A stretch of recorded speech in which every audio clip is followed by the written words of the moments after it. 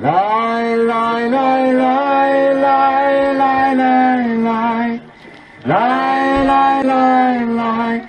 Lie, lie, lie, lie, lie, lie. Bulgaria. It's not really a country we hear much about these days, is it? With a population of 7 million and shrinking fast, it's tucked away in the far east corner of Europe, bordering countries you probably know more about, countries like Greece and Turkey. But while it is the newest member state of the European Union, Bulgaria also has one of the highest minority populations of Muslims in Europe. Although the majority of Bulgarians are, nominally at least, Orthodox Christians, about 12% of the population is made up of Turkish-speaking Muslims, left over after the collapse of the Ottoman Empire almost a century ago. And of these, a third are a mix of Roma and Millet, rejected by both mainstream Bulgarians and the more affluent Turkish-speaking Muslim minority. It was to these people that Taco sent a small team of 6 to share the gospel with those who have never heard and encourage the many small fellowships amongst these people.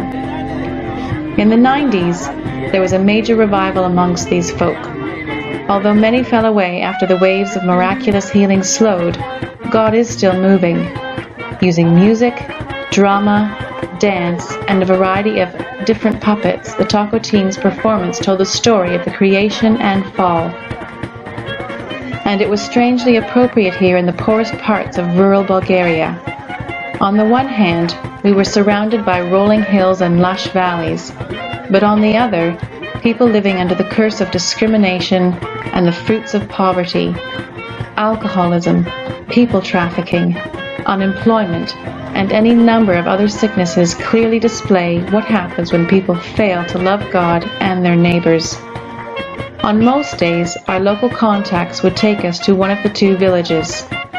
We would select a central and hopefully not too uneven place to perform.